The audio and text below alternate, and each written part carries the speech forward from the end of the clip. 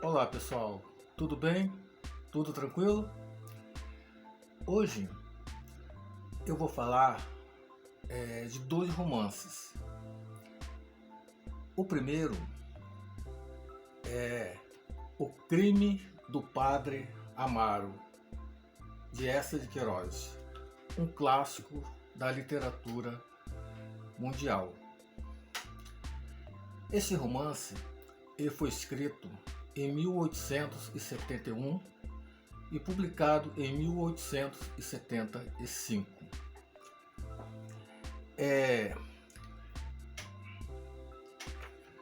O Crime do Padre Amaro retrata a sociedade portuguesa do século XIX sob grande influência da Igreja Católica. Esse tema também aparece em outros romances de Eça de Queiroz: A Relíquia, O Primo Basílio, A Cidade e as Serras e Os Maias. Essa critica principalmente o celibato, as imposições vocacionais e a hipocrisia dentro da Igreja Católica. Esse romance conta a história de um jovem pobre que morava na casa de uma senhora rica, cuja a mãe dele, trabalhava ali. Quando a mãe dele morreu, essa senhora resolveu continuar ali cuidando do Amaro. E quando ela morreu, ela deixou no seu testamento um legado para ele, para que quando ele completasse 15 anos, fosse para o seminário, para ser padre. Como ele não tinha condições financeiras nenhuma, ele acabou aceitando esse legado, né, a estudar, se formar padre. Mas ele não tinha vocação, ele via que não tinha vocação nenhuma, mas não tinha outra saída. Se formou padre. E assim que ele se formou padre, ele foi designado para uma paróquia, numa cidadezinha da Serra, no interior do país, muito pobre.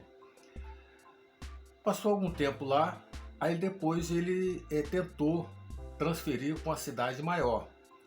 Foi assim que ele conseguiu vir para Leiria. Leiria é uma cidade real de Portugal, na costa atlântica. Chegando em Leiria, ele foi morar numa casa de uma senhora chamada Senhora Augusta Caminha, conhecida como a Senhora Joaneira.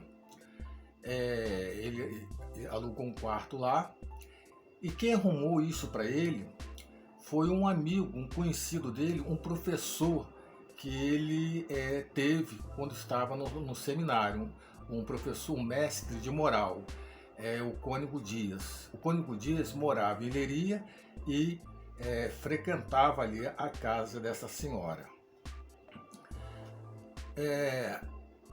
Nessa casa, além do Cônego Dias que frequentava também outras pessoas, tudo muito religiosas, tudo muito beatas, como a Dona Josefa, a irmã do cônego, a Dona Maria Assunção, as irmãs Ganzoso, e também outros padres, como o Padre Brito, o Padre Natário, né?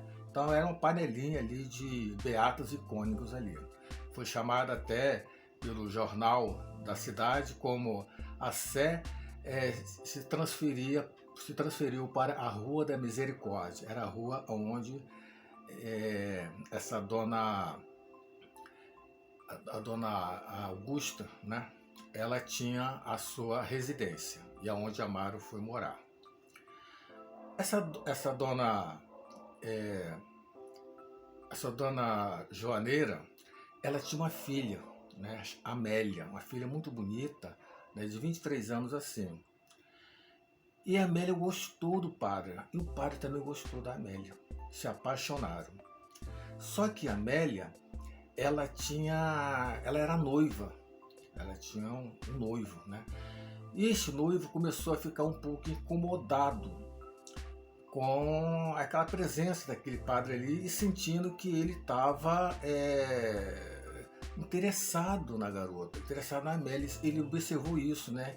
E ele já tinha o João Eduardo, que era o noivo, ele já tinha já uma certa antipatia com os padres. E um dia, ele tomado de uma certa raiva, assim, que ele sentia que a coisa estava assim, avançando muito.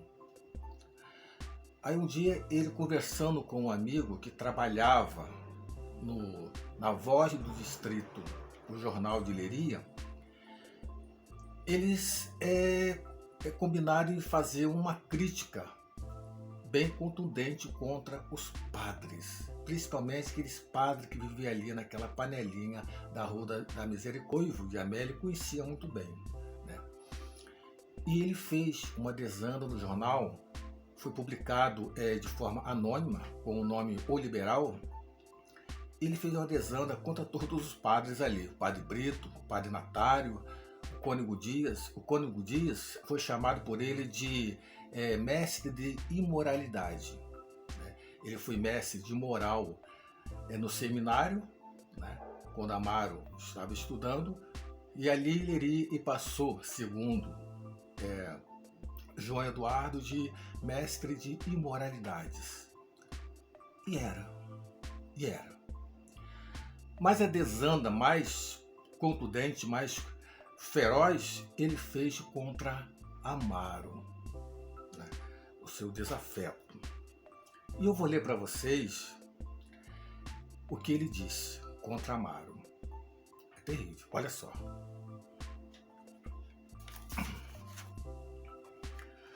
Mas o perigo são certos padres novos e ajonatados, parocos por influência de condes da capital, vivendo na intimidade das famílias de bem, onde há donzelas inexperientes, e aproveitando-se da influência do seu sagrado ministério para lançar na alma da inocência a semente de chamas criminosas. Diz, sacerdote de Cristo, onde queres arrastar a impoluta virgem? Quer arrastar aos lodaçais do vício? Que veio fazer aqui, ao seio desta respeitável família? Porque rondas em volta da tua presa como o milhafre em torno da inocente pomba. Para trás, sacrílego, murmuras sedutoras frases para a desviares do caminho da honra. Condenas a desgraça e a viuvez algum honrado moço que lhe queira oferecer a sua mão trabalhadora. E vais-lhe preparando um horroroso futuro de lágrimas. E tudo para quê? Para saciares os torpes impulsos da tua criminosa lascívia. Mas acautela-te, presbítero perverso. Já o arcanjo levanta a espada da justiça, e sobre ti e teus cúmplices já a opinião da ilustrada Leiria fita seu olho imparcial. E nós cá estamos, nós, filhos do trabalho, para vos marcar na fronte o estigma da infâmia. Tremei, sectários dos silabos, cuidado, soitanas negras. Então, essa desanda, né, que ele fez contra os padres, e principalmente contra Amaro, causou um alvoroço geral, um escândalo, né? Só que foi de forma anônima. Aí os padres tentaram descobrir e partiram para a vingança.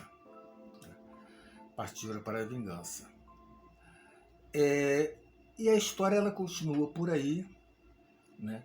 E tem um final realmente triste e trágico. Mas o Eça de Queiroz, ele fez essa crítica contra a sociedade portuguesa da época e contra o celibato, as imposições vocacionais, né, e a hipocrisia dentro da Igreja Católica, mas ele também fez questão de dizer no romance que essa crítica ela não era 100%, não era generalizada. Dentro da igreja, como em toda profissão, né, existem os bons e os maus.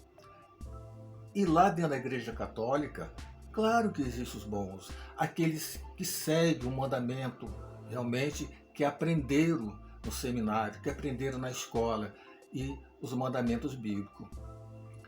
Então ele coloca dentro do romance um padre, um abade, o abade Ferrão.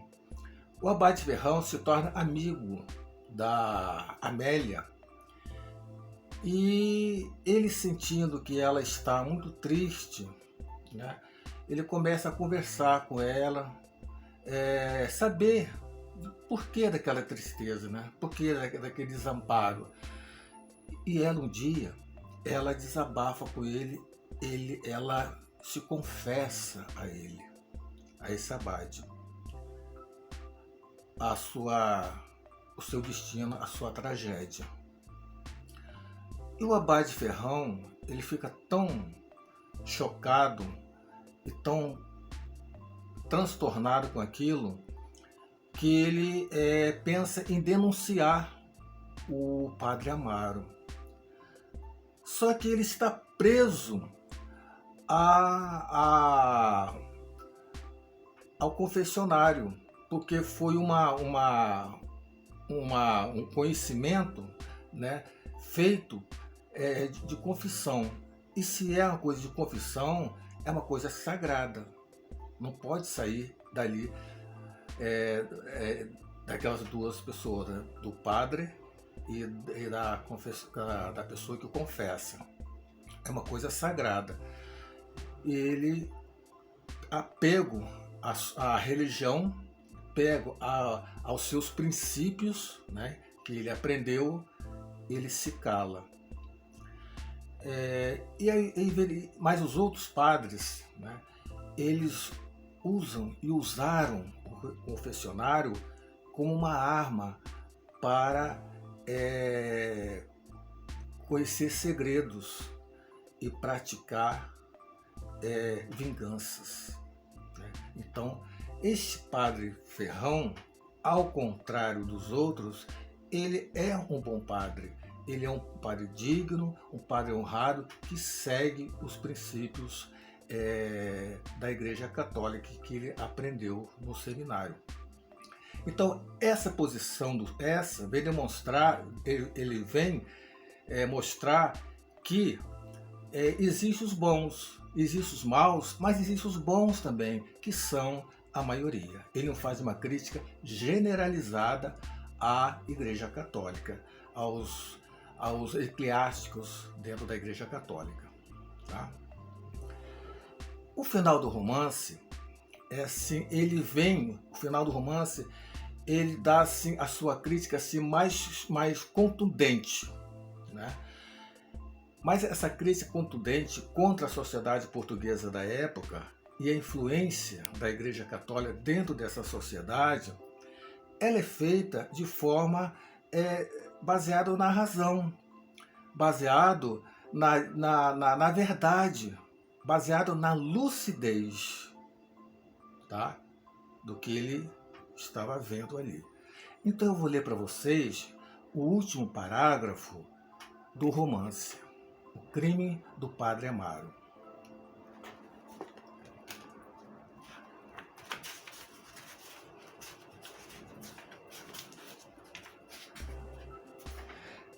Está aqui.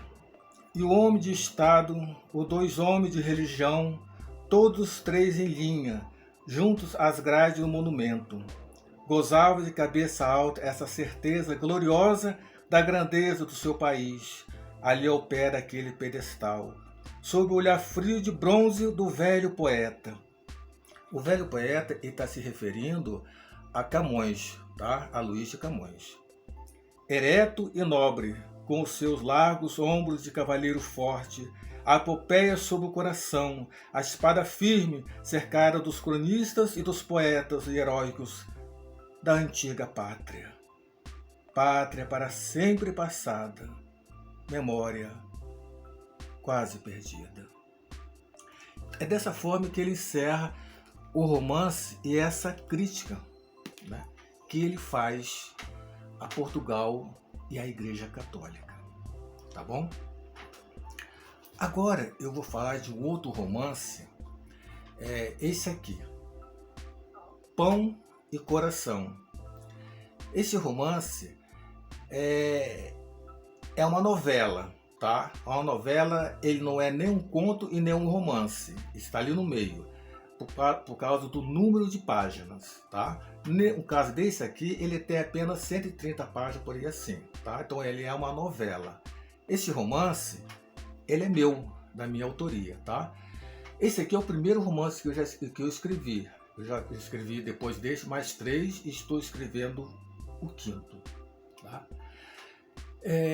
Ele foi escrito em 1994. Foi escrito em 1994, tá? E ele se passa nos anos 80, quando da abertura política, quando por causa da crise econômica, da inflação fora de controle e da economia totalmente estraçalhada, os militares, depois de 21 anos que ficaram saqueando o país de cima a baixo, eles devolvem o poder aos civis, a redemocratização. Então essa história começa aí, a redemocratização do país e a eleição dos primeiros governadores. Fala de a volta dos exilados, né? Aqui no livro eu falo de um exilado que volta, né, ao país. Mas a história, ela gira em torno de 3 personagens. 3 personagens jovens, 2 rapazes e uma moça. E um desses personagens é o principal que gira em torno dele, é o Demi. Demi é um jovem de 23 anos, né? Que ele é pobre, trabalha numa fábrica, né? E tem um sonho de ser médico. Mas só que esse sonho vai por água abaixo quando a sua namorada fica grávida, né? Fica grávida e ele, claro, né, tem esse compromisso agora e se casa. Mas ele ama Juliana e Juliana ama ele, se amam, né? Eles são muito amigos, são muito ligados, né? Quando eles eram solteiros, eles iam para as baladas, para o futebol, para a praia, né? Desempregado. E para arrumar outro emprego se torna muito difícil, porque a situação econômica está terrível, né? Demi tenta arrumar um lugar para ele na fábrica, mas não consegue. Então, nesse desespero desse jovem, né, o amigo, Valdir, ele vai para o lado do crime, né? Ele acaba se aliando com criminosos e começa a assaltar banco. Aí ele se aparece de repente, né, com dinheiro, com joias, com roupa nova, e Demi descobre que ele está metido com o bandido. Ele fica muito triste, muito desesperado, muito magoado, muito sentido, desesperado até pela situação do amigo estar envolvido com o bandido. E ele tenta convencer o amigo a sair sair daquilo, né?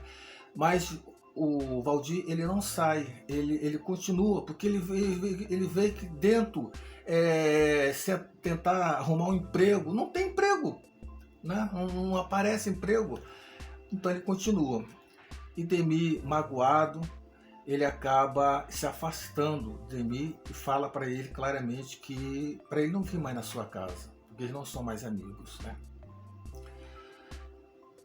E vai por aí a história. E um dia eles se encontram na rua, Valdir dentro de um carro, né? Um carro bom, confortável, né? E o Demi vai passando na rua e dá carona a ele. Aí Demi dentro do carro, né, dentro daquele conforto, né, olhando para o amigo, bem vestido, né, com relógio, né, pulseira de ouro. Aí Demi se pergunta, né, poxa, eu trabalho tanto e não tenho nada, não consegui nada, parece que eu ando para trás. E o meu amigo aqui, meu ex-amigo, ele tá tão bem, tá tão feliz, tá tão contente com o carro novo, andando para lá para cá, à custa de assaltos. Então aquilo ali dá uma perturbação no rapaz, no Demir, né? E ele, assim, de forma assim, momentânea, ele se pergunta se não seria correto, se não seria bom, se não seria certo também entrar para aquela vida, né? Porque ele vê que a vida de honesto, de trabalhador, não tem futuro. Então é um momento perturbador, tá? Perturbador. E a história, ela continua por aí. No final tem uma mensagem. O final do livro, né? O final do livro, o livro em si, tem uma mensagem. Qual é a mensagem? A mensagem é: nós vamos para o crime, nós vamos para a ilegalidade.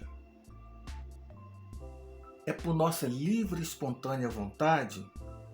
Ou é o meio que nos envolve? Ou é a situação no qual nós estamos ali é que nos leva para o lado errado, nos leva para a ilegalidade? Ou não é isso? Ou isso é nosso mesmo? Nós é que vamos, de livre e espontânea vontade, praticar o mal, praticar o crime, praticar a ilegalidade? Essa é a pergunta que fica. Tá? E essa é a pergunta que vocês vão responder conforme o seu ponto de vista, conforme a sua consciência. Tá bom? Então, eu espero que vocês se interessem e comprem o meu livro. Tá? Você com certeza vai se interessar. E se você quiser comprar, e vai comprar, é só mandar uma mensagem para o meu e-mail, que está aqui em cima, didimofermia@gmail.com. Manda uma mensagem de como adquirir seu livro, que eu vou responder a você como adquirir. Ele custa apenas R$10. Tá? E, claro, para qualquer ponto do país ele vai chegar lá para você. Tá bom? Ele não está ainda eletrônico, eu vou colocar eletrônico. Ele está apenas físico, tá? Apenas físico, mas ele vai chegar em qualquer lugar do país. Tá? Este é o meu primeiro romance, eu tenho 3 e estou escrevendo o 5º. Tá? Nos próximos vídeos eu vou falar desses outros romances que eu já escrevi. Eu tenho certeza que você vai gostar. Tá bom? Eu não tenho editora, tá? Então por enquanto eu estou vendendo por conta própria. Então me ajude. Valeu? Obrigado, gente. Fique com Deus.